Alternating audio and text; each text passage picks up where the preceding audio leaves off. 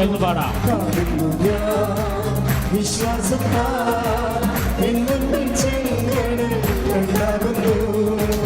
കാണാത്ത കാര്യങ്ങൾ വിശ്വസിച്ചിരുന്നു. കാണാത്ത കാര്യങ്ങൾ വിശ്വസിച്ചിരുന്നു. വിശ്വാസം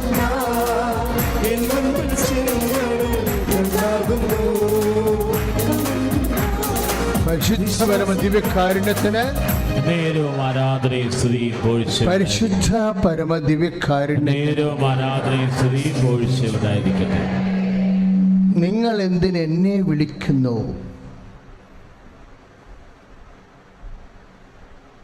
ജനങ്ങളോട് മുന്നോട്ട് പോകാൻ പറയുവിൻ. അങ്ങനൊരു വചനമുണ്ട്. ഏത് കാഷ്വാലിറ്റി ആയാലും നമുക്ക് ദൈവം ആവശ്യത്തിന് എന്ത് തന്നിട്ടുണ്ട്? വിശ്വാസം തന്നിട്ടുണ്ട്, പിന്നെ പ്രത്യാശ തന്നിട്ടുണ്ട്, പിന്നെ ദൈവസ്നേഹം തന്നിട്ടുണ്ട്. ഈ ദൈവിക പുണ്യങ്ങളാണ് മനുഷ്യൻ മുമ്പോട്ട് പോണത്. അതുകൊണ്ടാണ് പുറപ്പാടിൻ്റെ പുസ്തകം 14:15 നിങ്ങൾ എന്തിനെ വിളിക്കുന്നു? ജനങ്ങളോട് മുന്നോട്ട് പോകാൻ പറയും. അപ്പോൾ കുട്ടി വെന്റിലേറ്റർ ആണെങ്കിലും ഡെഡ് ബോഡി ആണെങ്കിലും നമ്മുടെ വിശ്വാസം നമ്മളെ മുന്നോട്ട് കൊണ്ടുപോകും. Price the Lord. അപ്പോൾ അതാണ് അദ്ദേഹം ഇടയ്ക്കിടയ്ക്ക് ലാസറിൻ്റെ കാര്യം ഇങ്ങനെ പറഞ്ഞുകൊണ്ടിരിക്കുക. എന്താണ്? ലാസർ ചത്തുപോയതാണ്, കർത്താവ് കൊണ്ടുവന്നതാണ്. മുന്നോട്ട് പോയി. ഡെഡ് ആണെങ്കിലും മുന്നോട്ട് പോകും, അടക്കം കഴിഞ്ഞാലും മുന്നോട്ട് പോകും, ചീഞ്ഞു പോയാലും മുന്നോട്ട് പോകും. അത് വിശ്വാസി. സ്തുതിക്കട്ടെ. ഹല്ലേലൂയ. കരങ്ങൾ ഉയർത്തിക്കൊണ്ട് സ്തുതിക്കട്ടെ. കർത്താവായ ദൈവമേ, ലാസറിനെ ഉയർപ്പിച്ച ദൈവമേ, 4 ദിനരാത്രങ്ങൾ ചീഞ്ഞ ലാസറിനെ ഉയർപ്പിച്ച ദൈവമേ, ഞങ്ങളുടെ വിശ്വാസത്തെ മുന്നോട്ട് നയിക്കണമേ. മരിച്ചാലും ഭീഷണി വന്നാലും ദുരിതം വന്നാലും രോഗം വന്നാലും കടം വന്നാലും ഞങ്ങളുടെ വിശ്വാസത്തിൽ മുന്നോട്ട് വിശ്വാസത്താൽ എല്ലാം ചെയ്തിടും ഞാൻ. വിശ്വാസത്തിൽ എന്നും മുന്നേറും ഞാൻ. വിശ്വാസത്താൽ എല്ലാം ചെയ്തിടും ഞാൻ. ഒന്നും അസാധ്യമായില്ല നിന്റെ മുൻപിലെ ജയം എനിക്കുണ്ട്. കരങ്ങൾ ഉയർത്തി അടിക്കട്ടെ. ഒന്നും അസാധ്യമായില്ല നിന്റെ മുൻപിലെ ജയം എനിക്കുണ്ട്. നിങ്ങൾ എന്തിനെന്നെ വിളിക്കുന്നു? ജനങ്ങളോട് മുന്നോട്ട് പോകാൻ പറയുവേൻ എന്ന് പറയുമ്പോൾ മുന്നിൽ എന്താ ഉള്ളത്? ഇതാര് പറയണതാ?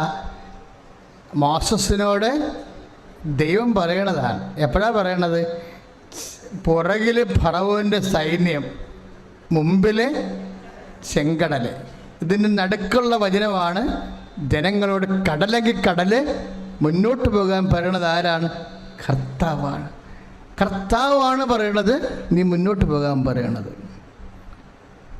ചെങ്കടല പുറകിൽ ഫറവോൻ്റെ സൈന്യമായാലും മുമ്പിൽ കടലായാലും പുറകിൽ രോഗമായാലും മുമ്പിൽ കടമായാലും കർത്താവ് മുന്നോട്ട് പോകാൻ മനുഷ്യരാശിയോട് പറയുന്ന ഒരേ ഒരു പുസ്തകമാണ് കർത്താവിൻ്റെ വചനം. സ്തുതിക്കട്ടെ. ഹല്ലേലൂയ.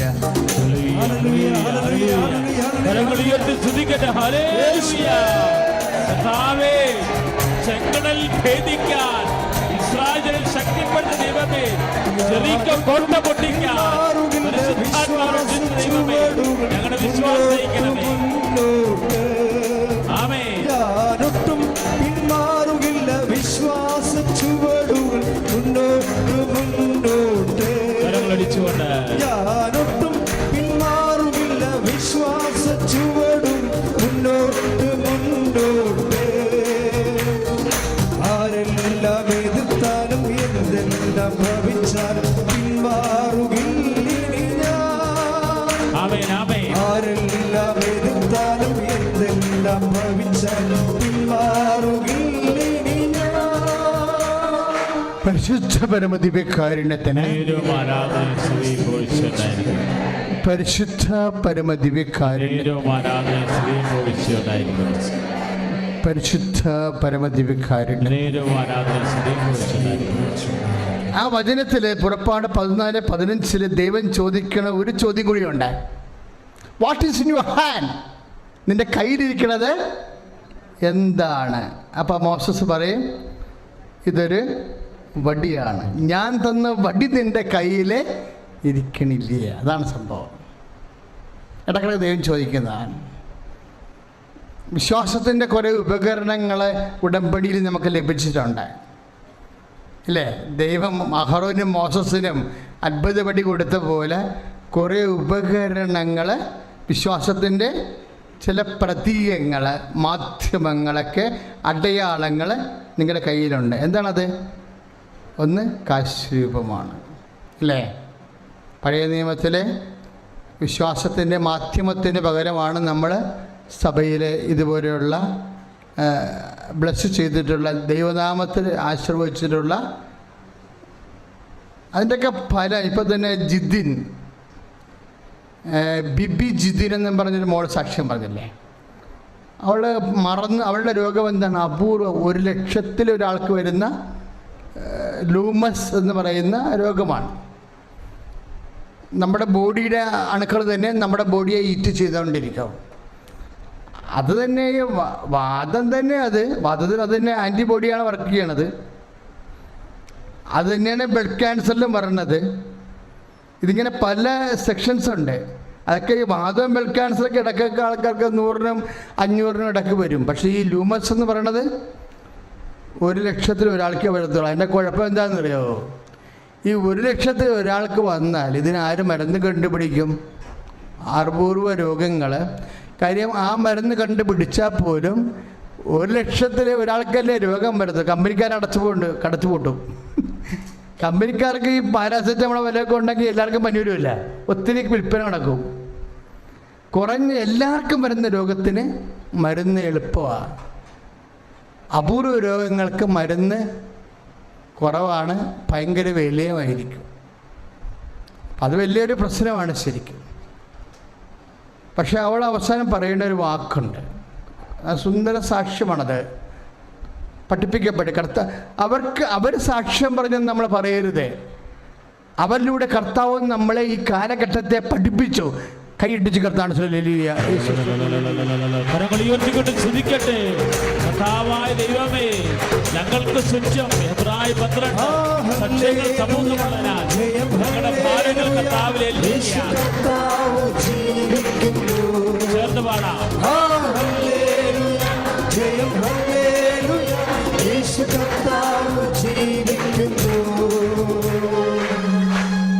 ബ്ലഡ് ടെസ്റ്റ് ചെയ്യുമ്പോൾ എന്നാ ചെയ്തെന്നാണ് ബിബി പറഞ്ഞത്? ഞാൻ ആ ഉടമ്പടി കാശുരൂപം ഹോൾഡ് ചെയ്തു എന്നല്ലേ? ഉടമ്പടി കാശുരൂപം ഹോൾഡ് ചെയ്തു. ഇത് പറയുന്ന കുറേയധികം സാക്ഷികൾ നമ്മൾക്കുണ്ട്. അതുകൊണ്ടാണ് ഞാനത് ഒരു കാരണവശാലും മിസ് ചെയ്യരുതെന്ന് പറയണത്. ഉടമ്പടി കാശുരൂപം ആർക്കെങ്കിലും മിസ് ചെയ്തിട്ടുണ്ടെങ്കിൽ അതിൻ്റെ മതിയായ രേഖകൾ നിങ്ങൾ കാണിച്ചാൽ നവംബർ മാസത്തിൽ അതിനുവേണ്ടി മാത്രം കുർബാന വെച്ചിട്ട് നിങ്ങൾക്ക് അച്ഛൻ പുതിയ ഉടമ്പടിയുടെ തന്നെ കാശുരൂപം തരുന്നതായിരിക്കും. ഞാൻ എല്ലാ കൂട്ടായ്മയ്ക്കും അത് പറഞ്ഞുകൊണ്ടിരിക്കും. കുറേ ആൾക്കാർക്ക് ഡാമേജ് ആയി പോയിട്ടുണ്ടല്ലേ, അപ്പോൾ അവർക്ക് ഭയങ്കര സങ്കടമാണ്. അതെല്ലാം അതുപോലെ തന്നെ പവറിൽ നിങ്ങൾക്ക് തിരിച്ചു തരും. പക്ഷെ എപ്പോഴും നമ്മൾ ശ്രദ്ധിക്കേണ്ടത്, അഹ്റോൻ്റെയൊക്കെ കയ്യിരിക്കുന്നൊരു വടി കൊടുക്കുമ്പോൾ ദൈവത്തിന് ചില ഉദ്ദേശങ്ങളുണ്ട്. എന്താണ്? നമ്മുടെ വിശ്വാസം എക്സ്പ്രസ് ചെയ്യാനുള്ള മാധ്യമമാണത്. കാശിനുമല്ല നമ്മളെ രക്ഷിക്കണത്, ആണോ? അല്ല, ദൈവമാണ് രക്ഷിക്കുന്നത്. നമ്മൾക്കുള്ള വിശ്വാസം പ്രകടിപ്പിക്കാൻ വേണ്ടിയുള്ള മാധ്യമമാണ്. യേശു കർത്താവാണെന്ന് അധരം കൊണ്ട് ഏറ്റുപറഞ്ഞു, ദൈവം അവന് മരിച്ചു ഉയർപ്പിച്ചെന്ന് ഹൃദയത്തെ വിശ്വസിച്ചിട്ടാണ് നമ്മൾ കർത്താവിൻ്റെ നാമത്തിൽ കാശുരൂപം ആശീർവദിച്ചിരിക്കുന്നത്. എല്ലാ നിറച്ച വസ്തുക്കളും വളരെ കരുതലോടുകൂടിയാണ് ആശീർവദിച്ചിരിക്കുന്നത്. Praise the Lord. ഹല്ലേലൂയ. യേശുവേ സ്തോത്രം, യേശുവേ നന്ദി.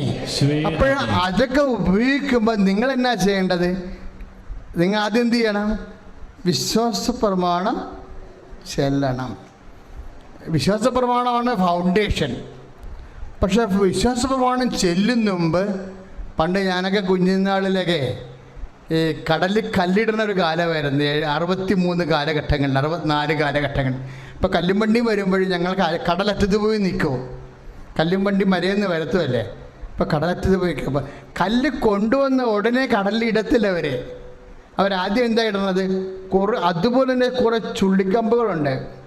ലക്ഷക്കണക്കിന് കെട്ട് ചുള്ളിക്കമ്പുകൾ കൊണ്ടുവന്ന് കടപ്പുറത്ത് ഇറക്കും. ഈ മണ്ണിൽ ചുള്ളിക്കമ്പാണ്ട് കെട്ടുകെട്ടായിട്ട് ഇറക്കിയിട്ടാണ് അതിൻ്റെ പുറത്ത് കല്ലെടുത്ത് വെക്കണത്. അല്ലെങ്കിൽ വെക്കണ കല്ലെല്ലാം കടൽ താന്നു പോകും. ഇതുപോലെ വിശ്വാസ പ്രമാണം ഒരു ഫൗണ്ടേഷനാണ്. ഇത് വെക്കണ മുമ്പ് ഒരു കാര്യം കൂടി ചെയ്യണം. എന്ത് ചെയ്യണം? മനസ്താപ്രേരണം ചെല്ലണം. കാര്യം മനുഷ്യന്മാരല്ലേ നമ്മൾ, അല്ലേ? വാക്കുകൊണ്ടും ചിലപ്പോൾ വിചാരം കൊണ്ടും കർത്താവിൻ്റെ സ്നേഹത്തിൽ നിന്ന് അകന്നു പോയിട്ടുണ്ടെങ്കിൽ ആദ്യം സോറി പറയണം. എൻ്റെ ദൈവമേ ഒന്ന് പറഞ്ഞേ. ഏറ്റവും നല്ലവനും എല്ലാത്തിനുപരി നിങ്ങളെവിടെ പോണ്? രാജധാനി എക്സ്പ്രസ്സാ. അച്ഛൻ പറയണവർ ചെയ്യില്ലേ? എൻ്റെ ദൈവമേ ഏറ്റവും നല്ലവനും എല്ലാത്തിനുപരി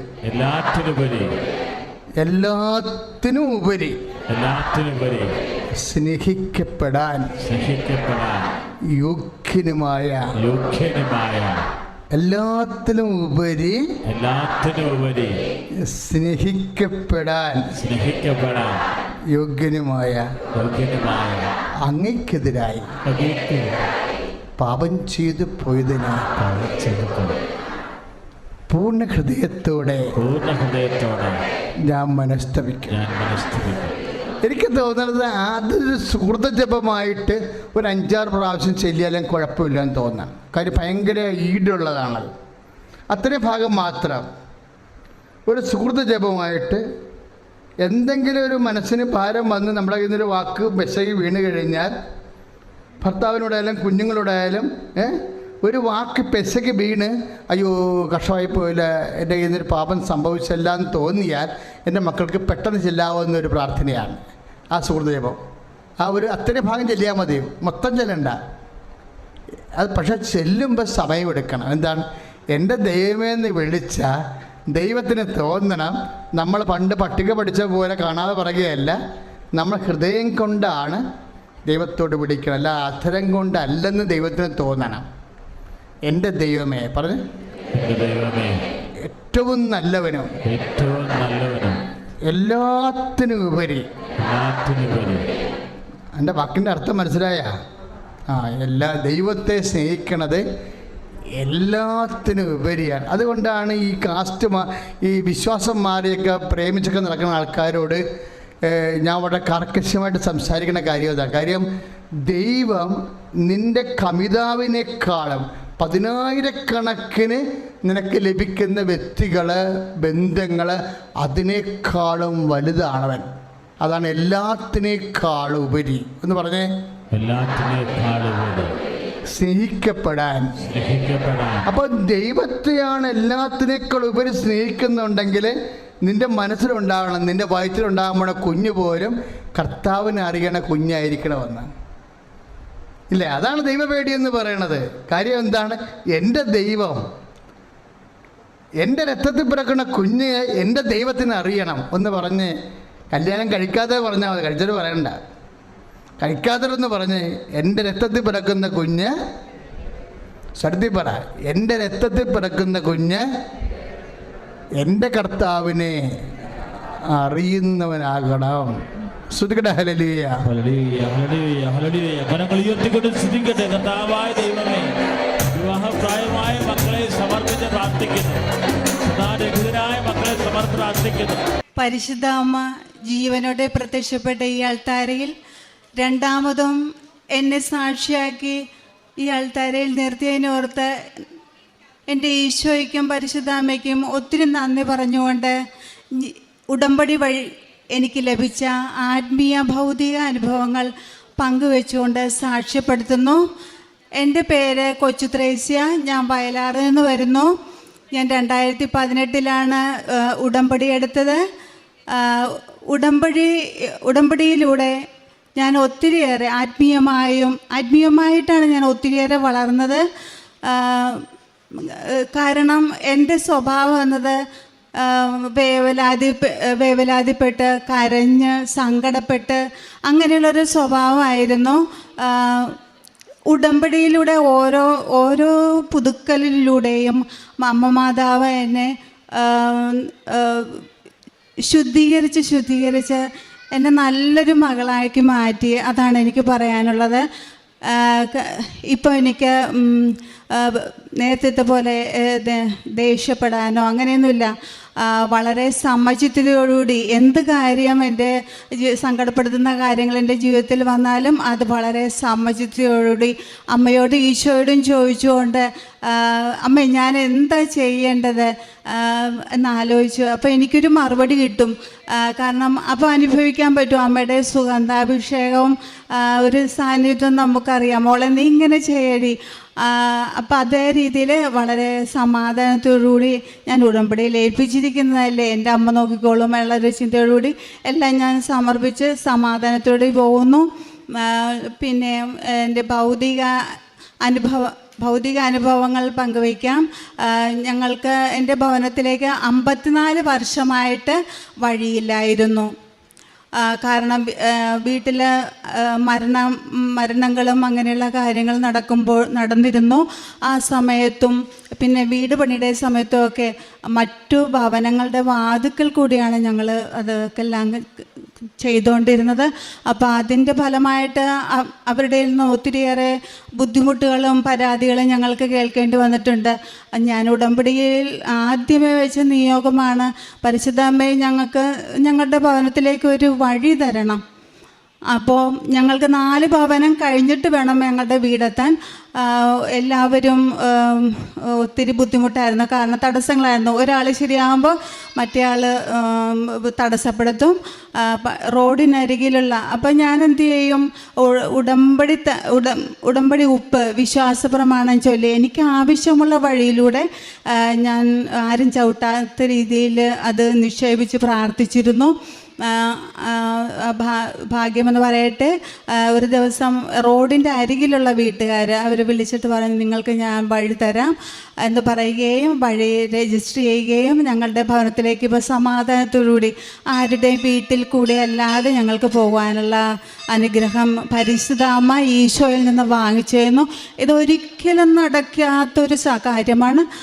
അതെൻ്റെ ഉടമ്പടി എടുത്തത് കൊണ്ട് മാത്രമാണ് എനിക്കത് ലഭിച്ചതെന്ന് ഞാൻ പൂർണ്ണമായി വിശ്വസിക്കുന്നു. ഇവിടെ സാക്ഷ്യപ്പെടുത്തുന്നു. പരിശുദ്ധ അമ്മയ്ക്ക് ഈശോയ്ക്ക് ഒത്തിരിയേറെ നന്ദി പറയുന്നു. പിന്നീട് എൻ്റെ കയ്യിലൊരു റോസാച്ചെടിയുടെ മുള്ള് കൊണ്ടിരുന്നു. കാരണം ഞാനത് വളരെ നിസ്സാരമായി കരുതി. 1 വർഷം കഴിഞ്ഞപ്പോൾ എൻ്റെ കയ്യിൽ അതൊരു ആണിയായിട്ട് വന്നു. അത് വളരെ വൃത്തികേടായിട്ടിരിക്കുമായിരുന്നു. നമ്മൾ കൈ നനയ്ക്കുമ്പോഴും അപ്പോഴൊക്കെ അതങ്ങ് വികസിച്ച് പുറത്തേക്ക് വരും. അപ്പോൾ ഞാൻ 2 പ്രാവശ്യം അത് സർജറി ചെയ്തു. പക്ഷേ സർജറിയുടെ ഫലമായിട്ട് വേദനയും പിന്നെ നമ്മളുടെ കൈ നനക്കാൻ പാടില്ല അങ്ങനെയുള്ള ഒത്തിരിയേറെ ബുദ്ധിമുട്ടുകൾ വന്നു. അപ്പോൾ ഞാൻ ഉടമ്പടി പുതുക്കിയപ്പോൾ ഞാൻ മാതാവിനോട് പറഞ്ഞു, നിയോഗമായി വെച്ചില്ല, പരിശുദ്ധമ്മയോട് ഞാൻ പറഞ്ഞു അമ്മ ഞാൻ ഇനി സർജറിക്കൊന്നും ഞാൻ പോവില്ല, ഞാൻ ഉടമ്പടി തൈലം വിശ്വാസ പ്രമാണം ചൊല്ലി പ്രാർത്ഥിക്കും, അമ്മയ്ക്ക് ഇഷ്ടമുണ്ടെങ്കിൽ അമ്മ എനിക്കത് മാറ്റി തരണം. എന്നാണെന്നറിയില്ല, ഏത് സമയത്താണെന്നറിയില്ല, എൻ്റെ കയ്യിൽ ഞാൻ ഒരു ദിവസം നോക്കിയപ്പോൾ എൻ്റെ കയ്യിൽ അത് കാണാനില്ല. അപ്പോൾ ഞാനത് ഉറപ്പായി വിശ്വസിക്കുന്നു എൻ്റെ പരിശുദ്ധ അമ്മയും ഈശോയും അതെനിക്ക് മാറ്റി തന്നതാണെന്ന്. അതിന് ഒത്തിരിയേറെ നന്ദി പറയുന്നു. പിന്നെ ഒരു പ്രാവശ്യം ഞാൻ കഷായം തയ്യാറാക്കിക്കൊണ്ടിരിക്കുന്ന സമയത്ത് വീട്ടിൽ എൻ്റെ അശ്രദ്ധ കൊണ്ടാണ് അത് മറിഞ്ഞെൻ്റെ കയ്യിലേക്ക് വീണെന്ന് പറഞ്ഞാൽ ഒരു രാത്രി 9 മണിയായി കാണും. അപ്പോഴത്തേക്കും ഞാൻ ഉടനെ എൻ്റെ അമ്മയും ഞാൻ എന്താ ചെയ്യുക എന്നും പറഞ്ഞ് ഓടി ഞാൻ രൂപത്തിൻ്റെ അടുക്കലേക്ക് പോവുകയും ഉടമ്പടി തൈലം എടുത്ത് അതിലൂടെ പുരട്ടുകയും ചെയ്തു. അപ്പോൾ അത് ഞാൻ അങ്ങനെ ചെയ്തപ്പോൾ എൻ്റെ വീട്ടിൽ വഴക്ക് പറഞ്ഞു, നിന്നോട് ആരാ പറഞ്ഞ് തൈലമെടുത്ത് പുരട്ടാൻ ആരാ പറഞ്ഞേ, അങ്ങനെയല്ലല്ലോ ചെയ്യണത്. ഞാൻ പറഞ്ഞു എനിക്ക് എൻ്റെ ഉടമ്പടി തൈലം മതി. അങ്ങനെ പറഞ്ഞ് ഞാൻ പ്രാർത്ഥിച്ചു, മാതാവേ എൻ്റെ കയ്യിൽ കൈ പൊള്ളിയിട്ടുണ്ട്, അത് കൊമള വരും എനിക്കതറിയാം, പക്ഷെ ആ കൊമള പൊട്ടരുത്, അത് പൊട്ടിക്കഴിഞ്ഞാൽ അറിയാം, നമുക്കറിയാം ഇൻഫെക്ഷൻ ആകും, പിന്നെ ജോലിക്ക് പോകാൻ പറ്റില്ല, പിന്നെ നമ്മുടെ വീട്ടുകാര്യങ്ങളൊന്നും ചെയ്യാൻ പറ്റില്ല. അപ്പം അതുകൊണ്ട് അമ്മേ കുമ്പള പൊട്ടരുത്, പിന്നെ അല്ലാതെ അത് താന്നു പോണേ മാതാവേ എന്ന് ഞാൻ ഉടമ്പടിത്തേലും പുരട്ടി വിശ്വാസ പ്രമാണം ചൊല്ലി പ്രാർത്ഥിച്ചു. അങ്ങനെ കൊണ്ടിരുന്നു. പക്ഷേ ഭാഗ്യമെന്ന് പറയട്ടെ, എൻ്റെ കൈ പൊട്ടിയില്ല. അത് എപ്പോഴോ അത് ചുരുങ്ങി എത്രയും വേഗം എനിക്കത് ഉണങ്ങി നല്ല ഭംഗിയായിട്ട് ആക്കി തന്നത്. ഇപ്പം നോക്കാം, എൻ്റെ വലത് കൈ ആയിരുന്നു. ഈ കയ്യിൽ മേൽഭാഗത്താണ് കൂടുതൽ വീണത്, അവിടെ ഒരു പാട് പോലും ഇല്ല. അങ്ങനെ എനിക്ക് അത് സൗഖ്യം തന്നു. പരിശുദ്ധ അമ്മയ്ക്കും ഈശോയ്ക്കും ഒത്തിരിയേറെ നന്ദി പറയട്ടെ. പിന്നീട് എൻ്റെ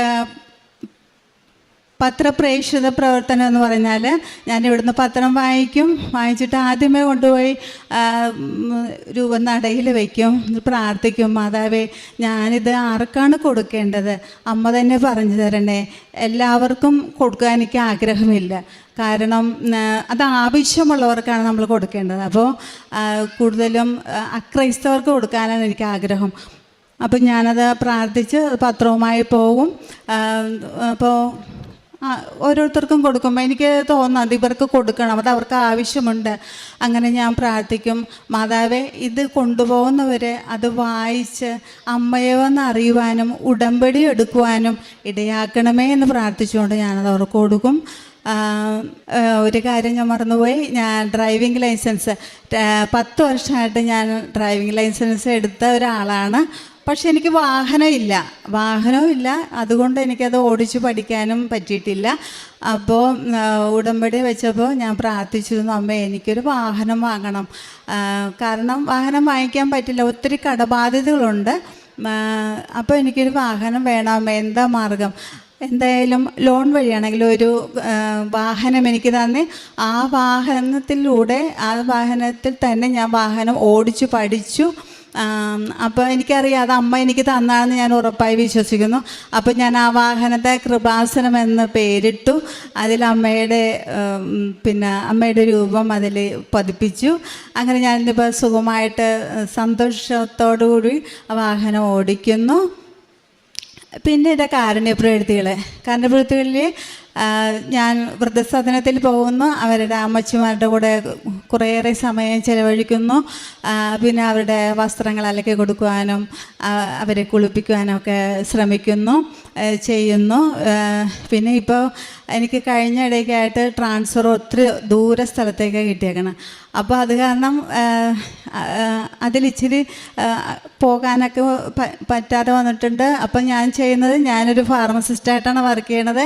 അപ്പം മരുന്ന് ആർക്കൊക്കെയാണോ മരുന്ന് വേണ്ടത്, വാങ്ങാൻ ബുദ്ധിമുട്ടുള്ളവർക്കൊക്കെ അത് മരുന്ന് വാങ്ങിച്ചു കൊടുക്കുകയും എവിടുന്നെങ്കിലും കിട്ടാനൊക്കെ മാർഗം ഉണ്ടെങ്കിലൊക്കെ ഞാൻ എത്തിച്ചവർക്ക് കൊടുക്കുകയും, പിന്നെ സാമ്പത്തികമായിട്ട് ബുദ്ധിമുട്ടുള്ളവർക്ക് എന്നെ കൊണ്ട് കഴിയാവുന്ന സാമ്പത്തിക സൗകര്യങ്ങൾ ചെയ്തു കൊടുക്കുകയും അങ്ങനെയൊക്കെ ചെയ്യുന്നു. പിന്നെ എനിക്ക് ഏറ്റവും കൂടുതലായിട്ട് പ്രായമായ അപ്പച്ചന്മാരെയോടാണ് എനിക്ക് കൂടുതൽ ഞാൻ ഇടപെടുന്നത്. കാരണം സാധാരണ അപ്പച്ചനും അമ്മച്ചിമാരോടും സംസാരിക്കാൻ ആരുമില്ല. കാരണം അവരെ നമുക്ക് കണ്ടാൽ തന്നെ അറിയാം, അവരോട് ഒന്ന് സംസാരിക്കാൻ ആരും ഉണ്ടായിരുന്നെങ്കിൽ എന്നൊക്കെ ആഗ്രഹിക്കുന്നതാണ്. അപ്പം ഞാൻ ഈ വാഹനത്തിലൂടെ യാത്ര ചെയ്യുമ്പോൾ ഞാൻ അവരിരിക്കുന്ന സീറ്റിൽ ഞാൻ പോയിരിക്കും.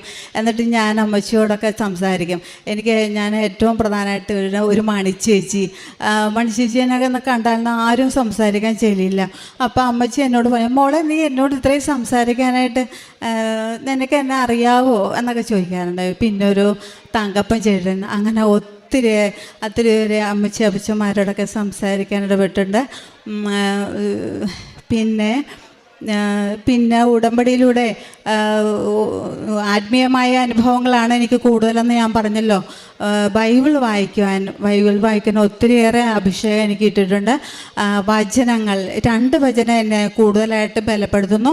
ഒന്ന് കൊറിന്തോസ് 15:10 ഞാൻ ഇന്നെന്തായിരിക്കുന്നു അത് ദൈവകൃപയാലാണ്. 1 പത്രോസ് 5:6 ദൈവത്തിൻ്റെ ശക്തമായ കരത്തിൻ കീഴിൽ താഴ്മയോടെ നിലനിൽക്കുക പോകുവിൻ, അവിടുന്ന് തക്ക സമയത്ത് എനിക്ക് വേണ്ടതൊക്കെ ഉയർത്തിക്കൊള്ളും. അങ്ങനെ ഈ 2 വചനങ്ങൾ എന്നെ ശക്തമായിട്ട് എന്നെ ബലപ്പെടുത്തിക്കൊണ്ടിരിക്കുന്ന വചനങ്ങളാണ്.